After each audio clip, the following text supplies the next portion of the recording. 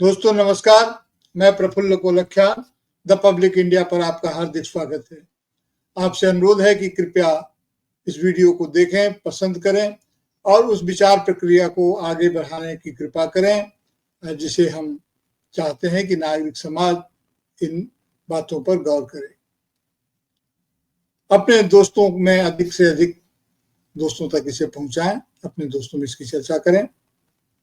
दोस्तों, देश की स्थिति तो दिन प्रतिदिन जैसी होती जा रही है, उसमें मुद्दों पर जो असली मुद्दे हैं उन पर बात न होकर के इधर उधर की बातें ही अधिक करनी पड़ती है लोगों को।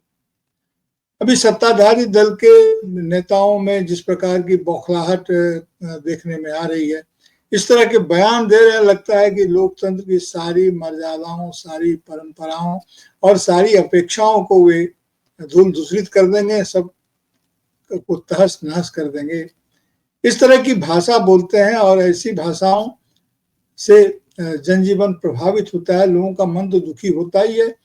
जो अपने लोकतंत्र के प्रति जो उसके खेबनहार हैं, जो उसके नेता हैं, उनके इरादों के प्रति भी लोगों के मन में लगातार संदेह घर करता रहता है। अभी देखिए, बहुत ही मुखर सांसद हैं, बहुत ही मुखर नेता हैं भारतीय जनता पार्टी के श्री निशिकांत दुबे जी। उन्होंने ऐसी ऐसी बातें अभी कहनी शुरू कर दी है कि लगता है कि कोई लिहाज ही नहीं बचा है किसी चीज का। अभी वक्फ कानून पर संशोधन बिल पर जो पिटीशंस गए हैं, उस पर सुप्रीम कोर्ट में अभी विचार चल रहा है। अभी विचार पूरी तरह से सुप्रीम कोर्ट का कोई फैसला तो आया नहीं। हाँ, सुप्रीम कोर्ट ने कुछ निर्देश जरूर दिए हैं, कुछ ऑब्जर्वेशंस हैं उनके, कुछ सवाल भी हैं।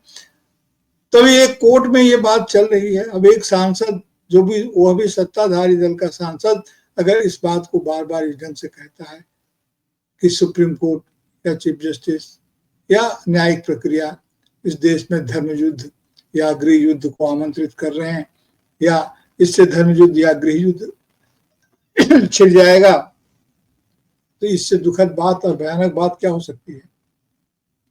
हमारे संविधान निर्माताओं ने जो शक्ति के पृथक्करण का सिद्धांत लागू किया था, उसका तो मकसद यही था ना कि जांच और संतुलन रहे, चेक एंड बैलेंस बना रहे लोगों में, जो हमारे शासक दल हैं उनमें, न्यायतंत्र में, न्यायपालिका में, और जो हमारी विधायिका है, इनमें दोस्ती हो जाए बहुत गाढ़ी तो वह मिली भगत में बदल जाती है।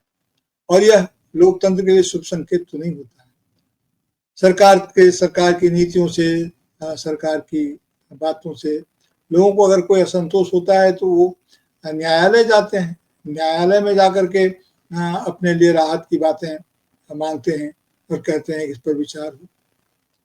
तो जो वक्फ कानून में जो संशोधन सरकार ने पार्लियामेंट से पास किए हैं और जो अभी वो तो कानून भी बन गया है, तो उस पर अगर सुप्रीम कोर्ट विचार कर रहा है तो उसको लेकर के इतने बौखलाने की जरूरत क्या थी, क्या है, ये बात को समझ में नहीं आती है।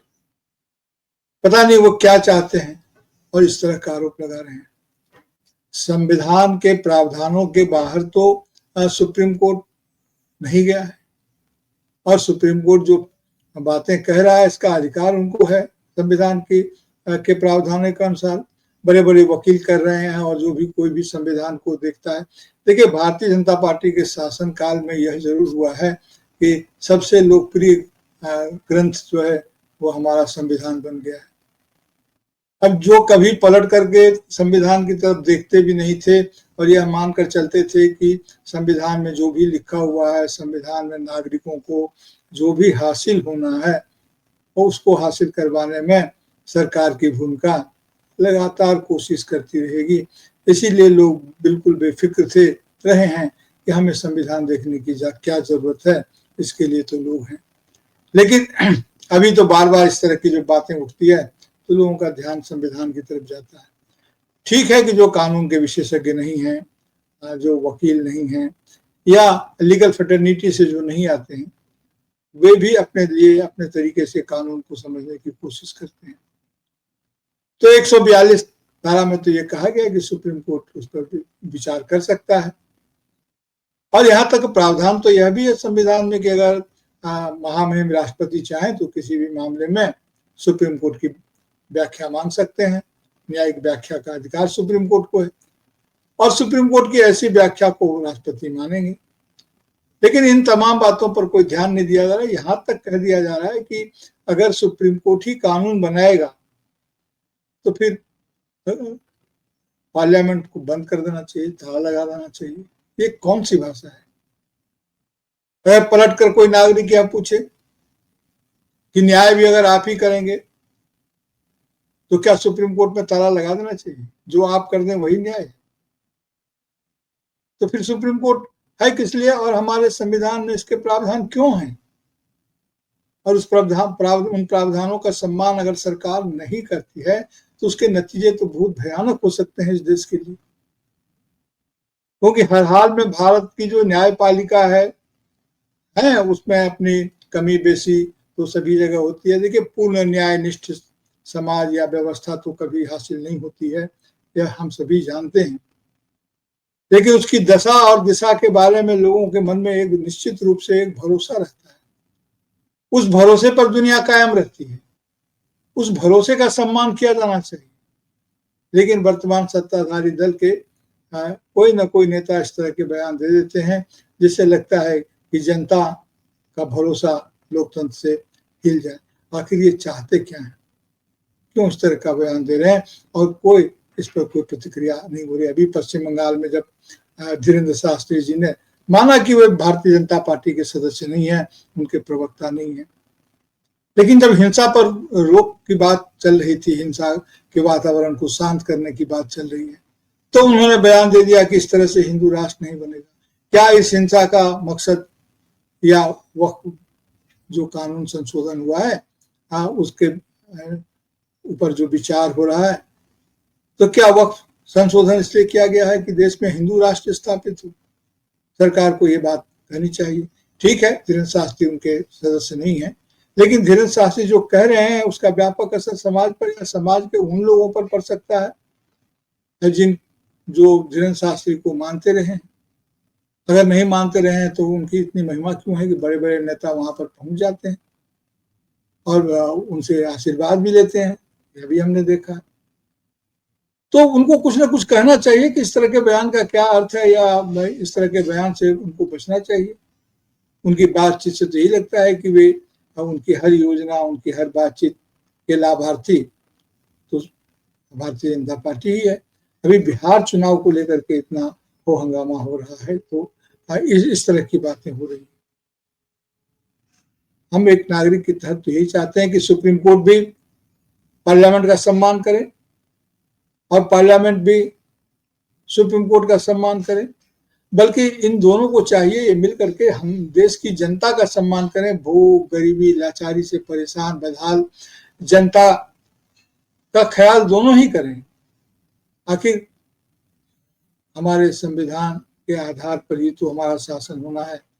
हमारे यहाँ संवैधानिक लोकतंत्र है, मुखे कानून का रिवाज नहीं है। लेकिन देखिए कि क्या किया जा रहा है। अभी तमिलनाडु से इसी तरह के बयान आए। अब स्टालिन साहब कह रहे हैं कि अमित शाह के एक बयान पर, एक राजनीतिक बयान पर, कि 2026 में तमिलनाडु के चुनाव को जीत लेंगे और वहां पर उनकी सत्ता स्थापित होगी। तो उस पर वो बयान दे रहे हैं कि स्टालिन साहब ने कहा कि केंद्र अगर चाहे तो केंद्र के प्रशासन को दक्षिण भारत और खास करके तमिलनाडु में उसका सम्मान नहीं होगा। इस तरह की बातें कही। तो वैसे भी और बहुत सारे मुद्दे हैं। अभी डिलिमिटेशन का मुद्दा है और जो विषमता की खाई हमारे बीच में बढ़ी है वह व्यक्ति और व्यक्ति के बीच में ही नहीं है। विषमता की वह खाई हमारे, उसका एक क्षेत्रीय आधार भी है, उसकी एक क्षेत्रीय कहानी भी है कि किसी क्षेत्र का विकास अधिक हुआ है, किसी क्षेत्र का कम हुआ है। तो अब इस तरह की बातें अगर होंगी तो भारत को जो मिलजुल कर रहना है, जो हमारे सहमिलानी, जो हमारी संस्कृति रही है, सहअस्तित्व की जो हमारी भावना रही है, प्रधानमंत्री तो विश्व मंच पर जाकर कहते रहते हैं, वसुधैव कुटुंबकम की बात करते हैं। तो अगर हमारे कुटुंब ही आपस में ऐसे लड़ेंगे तो हम किस वसुधैव कुटुंबकम की बात करना चाहेंगे। अभी फिर देखिए कि कोई भी जो अधिकारी वो वरिष्ठ नागरिक तो हैं ही। अभी कुरैशी साहब जो हमारे चुनाव आयुक्त रह चुके हैं, पहले थे, और बड़ी ही उनकी प्रसिद्धि है, बड़ा ही उनका आदर है। तो उनको लेकर के इस तरह के मैंने जो बयान दिए जा रहे हैं, उनको कहना भी मुनासिब नहीं लगता है कि इस तरह के बयान कोई दे सकता है, किसी के ऊपर, किसी के अस्तित्व पर, किसी की गरिमा को इतना आघात पहुंचा सकता है। अभी सुना कि बिहार में एक और तो उत्तर प्रदेश में उर्दू को कठमुल्लापन से जोड़ने की बात तो वो कह ही रहे थे, और अभी इधर बिहार में एक दूसरी हवा बह रही है। नीतीश कुमार जी ने कुछ फैसले लिए हैं। देखिए, अच्छे और बुरे तो कोई भी चीज को हम उसके इरादों से ही नापते हैं कि आखिर इसके पीछे आपका इरादा क्या है, और इरादे से ही बात समझ में आती है। बिहार के चुनाव में कौन जीतेगा, कौन हारेगा, फिर बंगाल के चुनाव में, ठीक है, बंगाल में परिस्थिति लगभग सामान्य हो रही है, लेकिन पिछले दिनों जिस प्रकार से आदरणीय माननीय महामहिम राज्यपाल जी का दौरा हुआ वहां पर, तो ऐसा लग रहा है कि वो मुर्शिदाबाद गए थे, पीड़ितों से मिले थे। निश्चित रूप से उनको जाना चाहिए, लोगों को ढाढ़स बनता है, लेकिन जो राज्य सरकार है उससे टकराव की स्थिति में नहीं जाना चाहिए। यह नहीं करना चाहिए जिससे जनता को लगे कि संवैधानिक संस्थाएं आपस में टकरा रही हैं। वे गए हैं, वे केंद्र में रिपोर्ट देंगे, क्या नतीजा होगा आएगा वो देखा जाएगा। लेकिन भाव भंगिमा पूरी ऐसी है जैसे अपराधी सरकार ही हो। और देखिए, सरकार की भी गलतियां हो सकती है, चूक हो सकती है, लेकिन जो संवैधानिक उस पर जो विचार विमर्श होगा, उसका जो एक तौर तरीका है वह होना चाहिए। उधर तमिलनाडु के जो राज्यपाल थे तो उन पर लेकर के फैसला आया था, उससे भी लोग बिफरे हुए हैं। जब उन्होंने कहा कि राष्ट्रपति को भी समय से इसको करना चाहिए और अनंत काल तक के लिए राज्यपाल इसे अपने पास नहीं रोक सकते हैं, कुछ समय सीमा 3 महीना 1 महीना आदि उन्होंने निर्धारित किया है, तो इसको लेकर भी काफी विपरीत हुए। तो विवेक की बात है, तो उन्होंने तो विवेक को जगाया है। उन्होंने कोई विवेक ही अगर काम न करे तो लोकतंत्र कैसे टिक सकता है उसको। तो ऐसा कभी कभी लगता है कि केंद्र सरकार जो है वह गवर्नर के माध्यम से शासन करना चाहती है यहाँ पर, जैसे कि अंग्रेजों के जमाने में हुआ करता था कि जो चुने हुए प्रतिनिधियों के बदले में जो नियुक्त लोग होते थे, जो वहां से भेजे जाते थे, जो उनके प्रतिनिधि होते थे, वे हम पर शासन करते थे। फिर चुनी हुई सरकार के साथ जो निर्वाचन, ठीक है कि चुने जाने के बाद भी चुनावी तानाशाही का खतरा भी हम पर जबरदस्त रहता है, उससे भी इनकार नहीं किया जा सकता है। लेकिन जिस तरह अगर संविधान बीच में ना हो, नागरिक और राज्य के बीच में अगर ना हो, संविधान ना हो, संवैधानिक प्रावधानों का पालन नहीं हो, तो स्थिति तो भयानक हो ही जाती है। और इस तरह के बार बार इस तरह की स्थितियां उत्पन्न हो रही हैं कि मर्यादाओं का खंडन अगर सत्ता के शिखर से होगा तो देश के लिए यह बहुत बड़ा दुर्भाग्य है। विभिन्न संस्थाओं की गतिविधियां तो चुनाव को लेकर के, चुनाव के समय में कह लीजिए या चुनावी प्रभाव के लिए कह लीजिए, कुछ अधिक ही सक्रिय हो जाया करती है। ठीक है, जिसने अगर भ्रष्टाचार किया है तो भ्रष्टाचार का फैसला होना चाहिए और उस फैसले पर सकारात्मक ढंग से विचार किया जाना चाहिए। जो अपराधी है, जिसने गलत काम किया है, जो हमारा कानून कहता है उसके हिसाब से उसको सजा देनी चाहिए।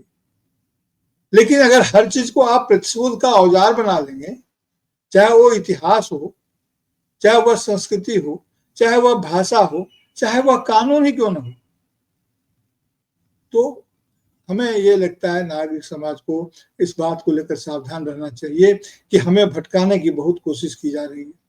मुद्दों की बात को सामने नहीं आने देने के लिए यह सारी बातें की जा रही है, इस प्रकार की बयानबाजियां हो रही है।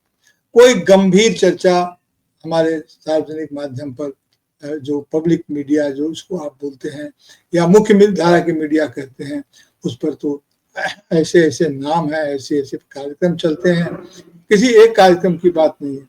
लगता है कि आरोप प्रत्यारोप, एक दूसरे को तुम आपने तब क्या किया था, उसने तब क्या किया था, हाँ, इन सब बातों से क्या होगा, आगे कहाँ जाना है, आगे कौन सा रास्ता है, इस देश के नौजवान कहाँ जाएंगे, क्या करेंगे, रोजी रोजगार का सवाल, जो महंगाई का सवाल है, जो रुपये की स्थिति है, और जिस प्रकार की वैश्विक स्थिति विकसित हो रही है उसमें भारत का क्या होगा, इन तमाम बातों पर विचार न करके इस समय जब पूरे देश को एक होकर के, इकट्ठा होकर के आने वाले संकट या वर्तमान वैश्विक परिस्थितियों के संकट से निपटना चाहिए।